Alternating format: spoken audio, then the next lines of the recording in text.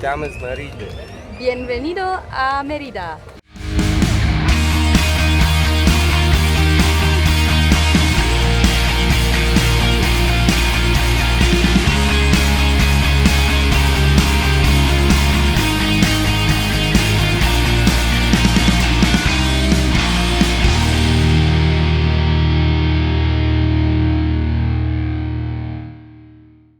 Po tygodniu spędzonym na wyspach stwierdziliśmy, że nadszedł czas zgłębić trochę kultury.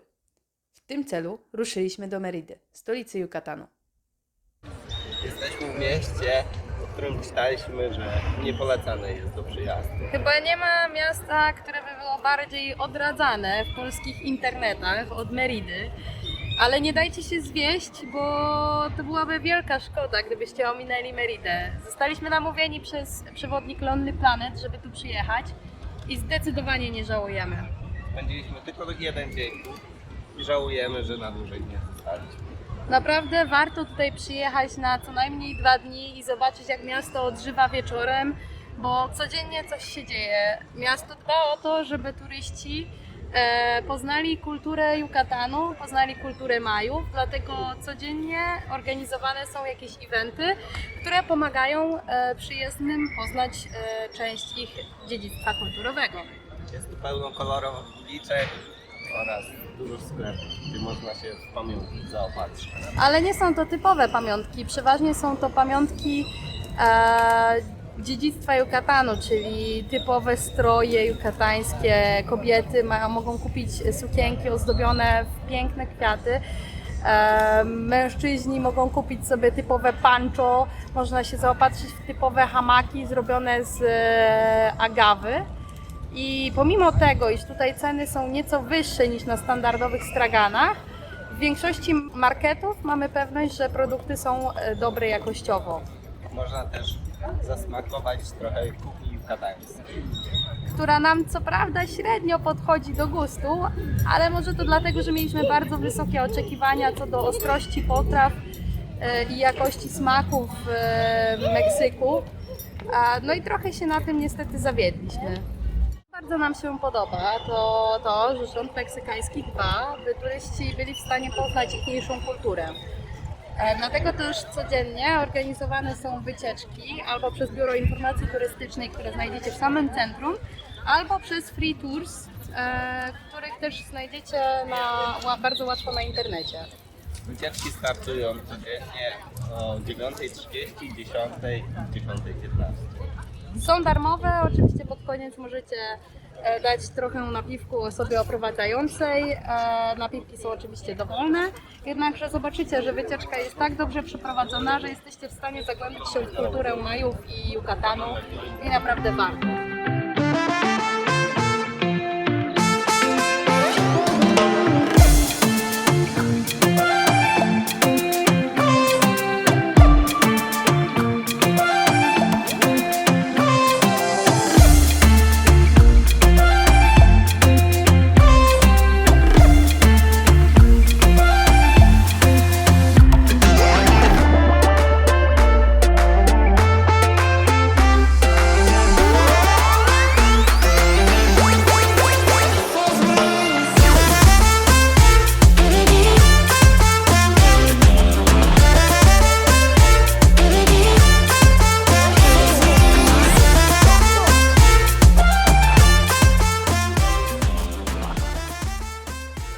Grand Hotel, który znajduje się za nami, noc kosztuje od 40 do 60 dolarów, ale po drugiej stronie tego placu znajduje się drugi hotel. Gdzie noc kosztuje powyżej 600 dolarów i jest to jeden z droższych hoteli w mieście. Najdroższy hotel w mieście. Jest to najbardziej luksusowy hotel w całym mieście. Podobno w środku znajdują się oryginalne obrazy znanych i drogich artystów. A przed nami znajduje się katedra w Meridzie. To jest pierwszy, najważniejszy kościół. W środku znajduje się jeden z największych Jezusów, a raczej pomników Jezusa, które znajdują się wewnątrz budynku. Nie wiem nawet, czy nie jest największy na świecie, bo potem mówią, że większe są już tylko te na zewnątrz, jakby postawione na otwartej przestrzeni, a tutaj Jezus wisi przy ołtarzu. Ma on około 15 metrów wysokości. I około 12 metrów szerokości. Jedziemy sobie autobusem, którego złapaliśmy przez przypadek i mamy nadzieję, że dojedziemy do centrum. Stanki są naprawdę lotne, bo ludzie wsiadają i wysiadają praktycznie w biegu, a autobus kosztuje 8 peso. 5 peso od osoby. Zapłaciłam 5 peso od osoby, a dojedziemy około, nie wiem, 1,5 do 2 km do centrum i jest wygodnie, jest lokalnie, jest fajnie. Po wypełnionym po brzegi dniu spędzonym w Meridzie ruszyliśmy odkryć to, co nas najbardziej w Meksyku interesowało. Jesteśmy dzisiaj w Chichenicy, czyli w dziedzictwie pięknej kultury Majów i oglądamy te ruiny, które zostały po kilku tysięcy latach, może nie tyle, że niewzruszone, ale delikatnie tylko uszczerpnięte czasem. To jest cudowne, co tutaj widzimy, bo ta kultura jest bardzo magiczna i bardzo tajemnicza. Wokół jest bardzo cicho, bo nie ma jeszcze turystów i można poczuć się faktycznie, jakby się odkrywało jakąś wymarłą kulturę i można poczuć taki magiczny klimat.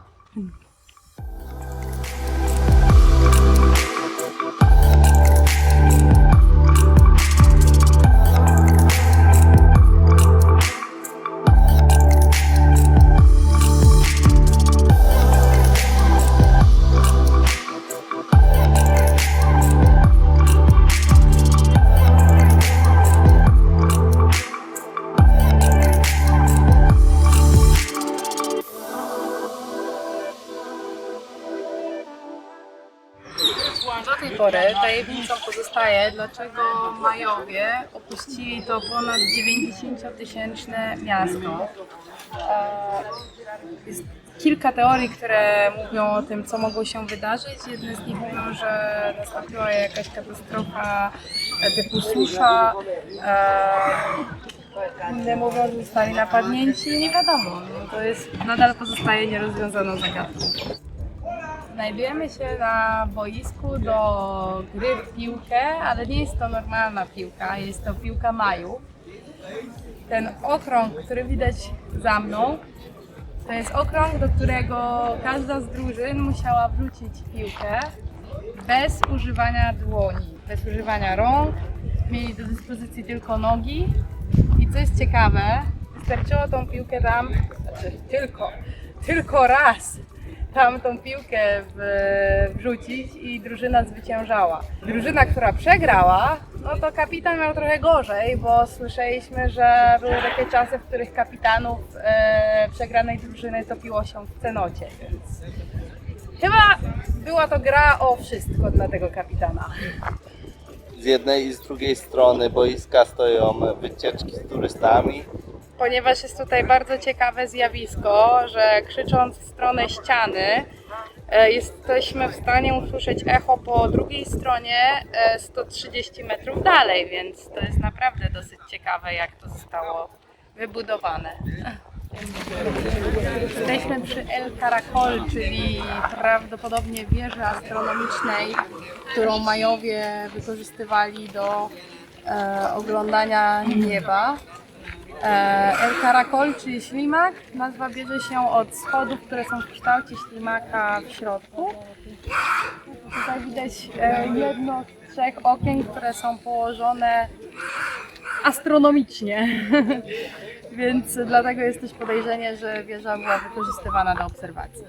Templo de los Tableros Esculpidos, Walls of the Colonnade.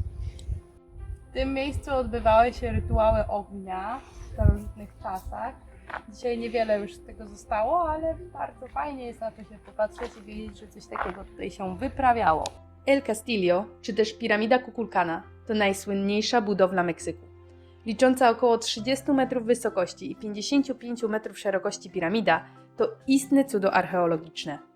Rok budowy datuje się na okolice IX i XII wieku, a celem jej powstania było oddanie czci pierzastemu wężowi, którego zwali Quetzalcoatl lub Kukulkan. Jak mogliście zauważyć przy okazji prezentacji boiska do piłki Majów, ich budowle cechowały się niezwykłą akustyką. Mówi się, że klaśnięcie w ręce, stojąc twarzą do schodów piramidy, wytworzy echo przypominające odgłos starożytnego Kukulkana.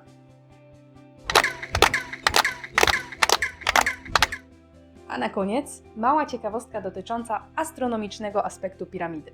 W trakcie równonocy wiosennej i jesiennej promienie słoneczne wchodzą w interakcję ze strukturą budowli, rzucając wyjątkowy cień na jej schody. Całość tworzy niesamowity spektakl przedstawiający powoli spełzającego węża wzdłuż budynku. Chcąc zobaczyć to zjawisko, musielibyście zaplanować swoją podróż do Meksyku w okolicach 20 marca lub 22 września. O 10 w Czyczenicy robi się już bardzo dużo turystów. Robi się tłoczno, jest dużo sprzedawców i wygląda to mniej naturalnie niż jak z samego rana, więc polecamy albo przyjechać tutaj tak, żeby o 8 już wejść, co jest dosyć ciężkie do wykonania, ponieważ kolejka jest co najmniej na pół godziny do 40 minut stania, więc polecamy przyjechać chociaż nawet o wpół do 8, żeby być pierwszą osobą, która tutaj wejdzie do środka. Myśmy stali 40 minut w kolejce. Meksykanie nadal płacą około 200 peso za wejście do Czyczenicy, ale turyści już płacą 480 peso, więc jest to dosyć znaczna różnica, która prawdopodobnie miała odstraszyć turystów, no a sprawia po prostu, że region dużo więcej zarabia, a turyści i tak zapłacą, bo przyjeżdżają tutaj po to, żeby oglądać jeden ze 7 cudów świata, tak. Teraz idziemy obejrzeć Cenote Sagrado.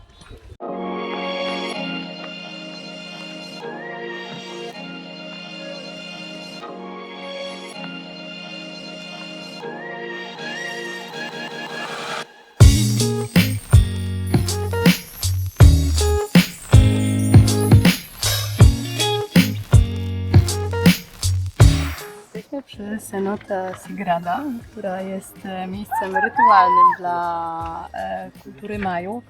W tym miejscu zostały składane dary dla cenot, które są stworzeniami z pomiędzy świata bogów i ludzi.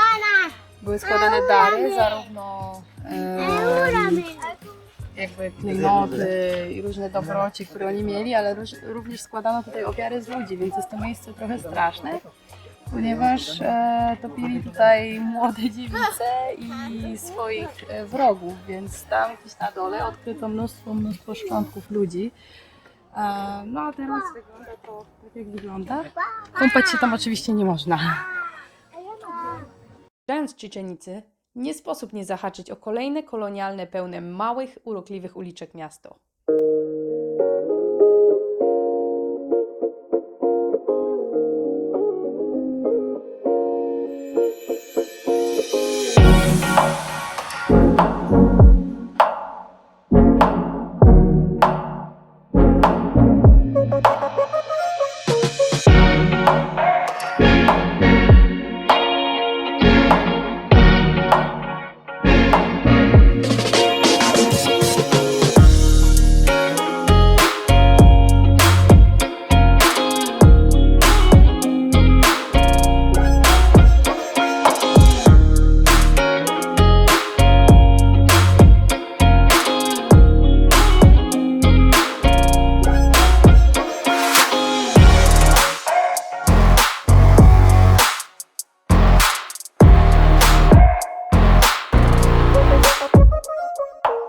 Po pokazie historii w centrum miasta postanowiliśmy wybrać się na drinka do jednego z okolicznych barów. Tam czekała na nas niespodzianka w postaci gratisowej muzyki na żywo. Zobaczcie sami. Tequila.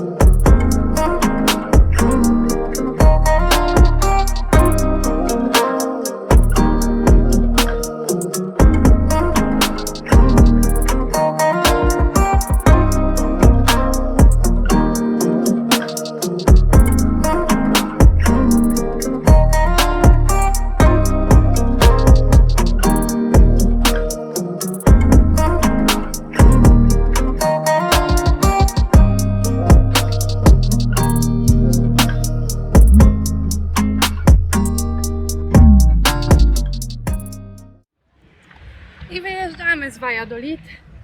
Jesteśmy właśnie przy głównej katedrze. Trochę buja, ponieważ nie mam gimbala. Muszę wszystko kręcić z ręki. A idziemy znowu z plecakami na autobus, ponieważ naszego auta w Cancun zarezerwowanego po prostu nie było. Nie było, ponieważ nikt nas nie poinformował, że tylko i wyłącznie opcja przedpłaty gwarantuje dostępność samochodu. No gdybyśmy wiedzieli, to byśmy oczywiście to przedpłacili. No ale że nie wiedzieliśmy, to przyjechaliśmy z pewnością, że możemy zapłacić w peso na miejscu. A tu się okazało, że naszego autka nie ma. I musielibyśmy dopłacić 2 razy więcej za jakieś fajniejsze autko. Więc wozimy się po Meksyku autobusami. Nie jest to zła forma transportu, ale niestety odpadło nam parę atrakcji, które chcieliśmy po drodze zobaczyć. Na przykład żółte miasteczko, czy jeziora, różowe jeziora z flamingami. No ale jakoś z tym będziemy musieli żyć. Lewo? Prosto, to idziemy.